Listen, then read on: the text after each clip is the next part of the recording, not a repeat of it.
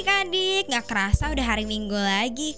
Kita mau sama-sama memuji mempermuliakan Tuhan. Siapa yang siap untuk memuji Tuhan angkat tangannya? Belum semua yang siap memuji Tuhan angkat tangannya.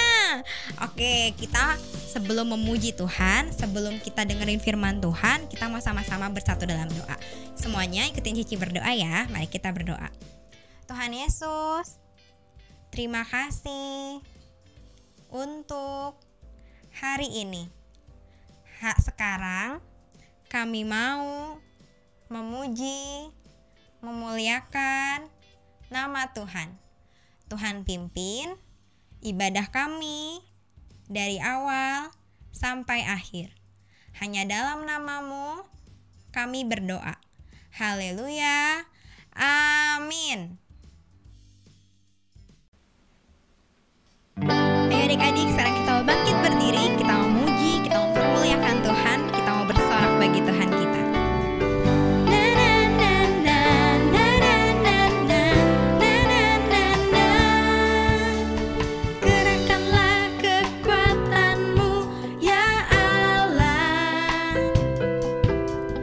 Tunjukkanlah kuasa-Mu ya Tuhan.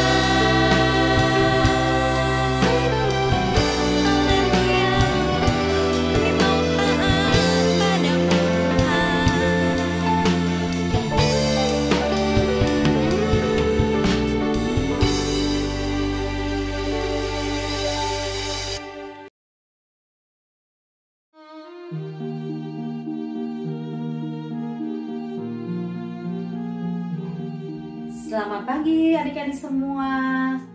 Tadi sudah memuji Tuhan ya. Oke, sekarang kita akan mendengarkan cerita firman Tuhan. Sebelumnya kita akan berdoa dulu yuk.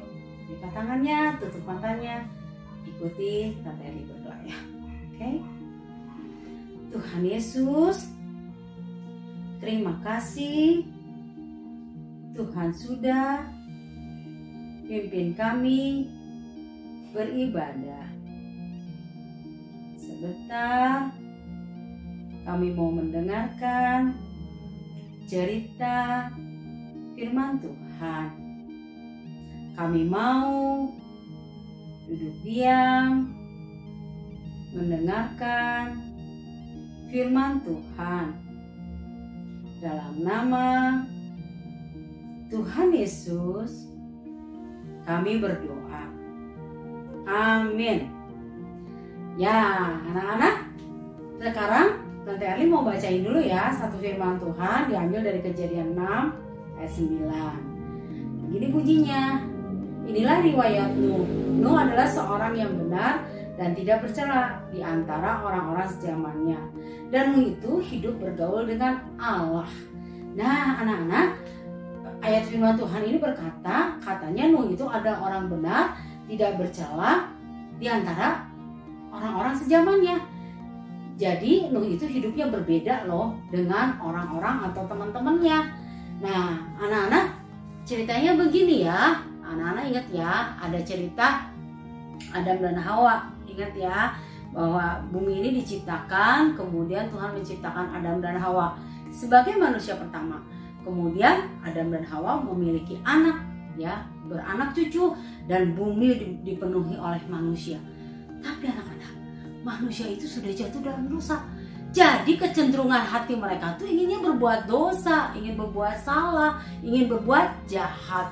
Ya, ada yang nakalin temennya, ada yang pukul temennya, ada yang membunuh. Wah, mengerikan sekali. Dan semakin jahat. Nah, pada suatu kali Allah melihat bahwa dunia ini sudah dipenuhi oleh kejahatan manusia. Lalu Allah berkata, aku akan memusnahkan manusia dan binatang di bumi. Aku menyesal menciptakan mereka karena mereka itu jahat terus gitu ya. Karena semuanya jahat, Tuhan mau binasakan semuanya. Tetapi ya anak-anak ya, pada saat itu ada seorang bapak namanya Bapak Nuh. Siapa namanya? Ya betul, Bapak Nuh. Ternyata Bapak Nuh ini berbeda dengan orang-orang lain. Kalau orang-orang tadi selalu berbuat jahat, Bapak Nuh ini dia hidupnya dekat sama Tuhan.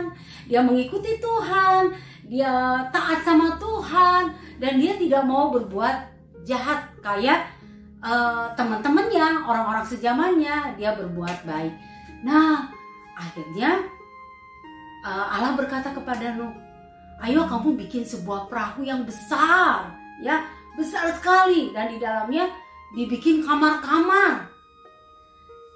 Terus nanti sama kamu ditutup perahunya supaya tidak bocor. Nanti kamu ambil ya binatang-binatang sepasang-sepasang, ya, betina dan jantan. Terus untuk binatang ternak itu 7 pasang. Wah, di seluruh dunia banyak binatang. Tapi Nuh gak kerepotan karena Tuhan bilang apa?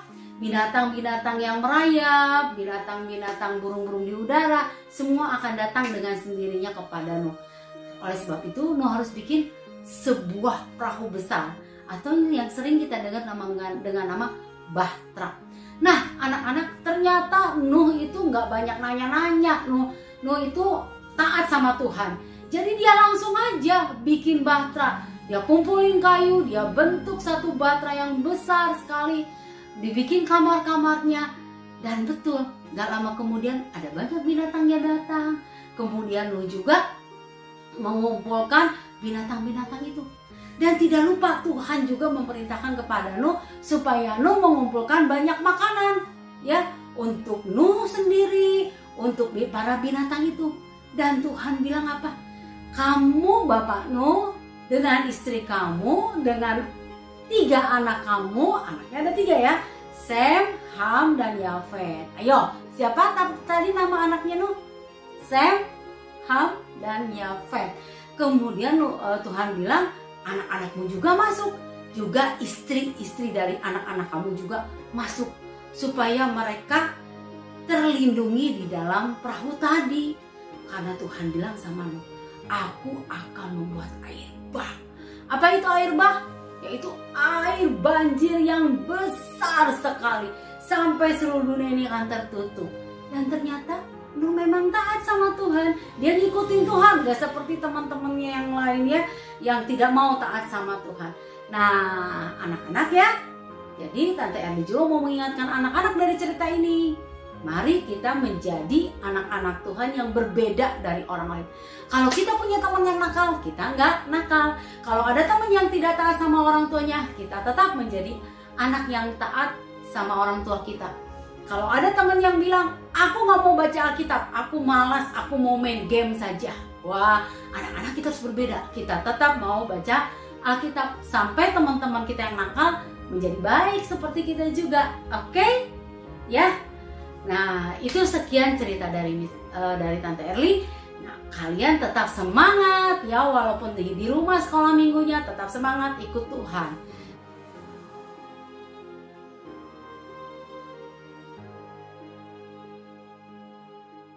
Nah, sekarang Tante Erli mau ajak berdoa lagi. Yuk, lipat tangannya, tutup mata, mari kita berdoa.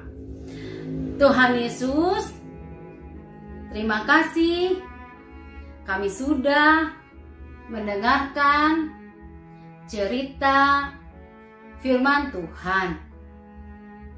Berkati guru-guru sekolah minggu kami dan juga orang tua kami.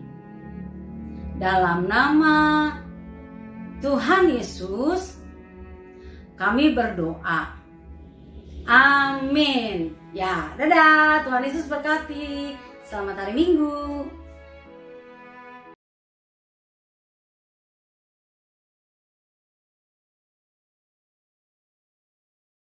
Halo adik-adik, apa kabarnya?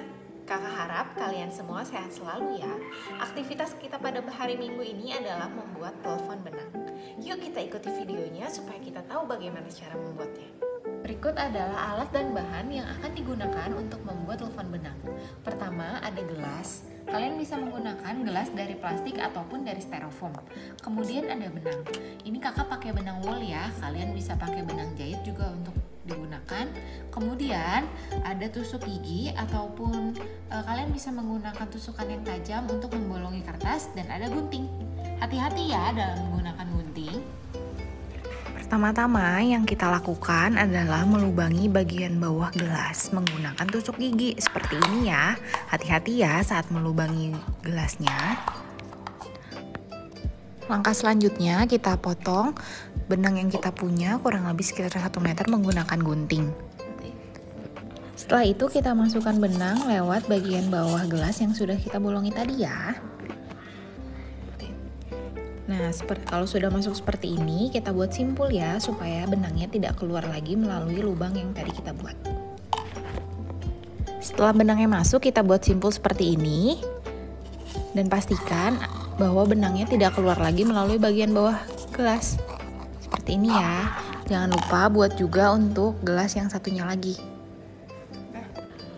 Nah, kalau sudah jadi seperti ini ya adik-adik, pastikan kalian tidak menariknya terlalu kuat, jadi benangnya tidak putus. Yeay, kalau sudah selesai jangan lupa ajak 1 orang di rumah kalian untuk mencoba telepon benang yang sudah kalian buat ya. Selamat mencoba!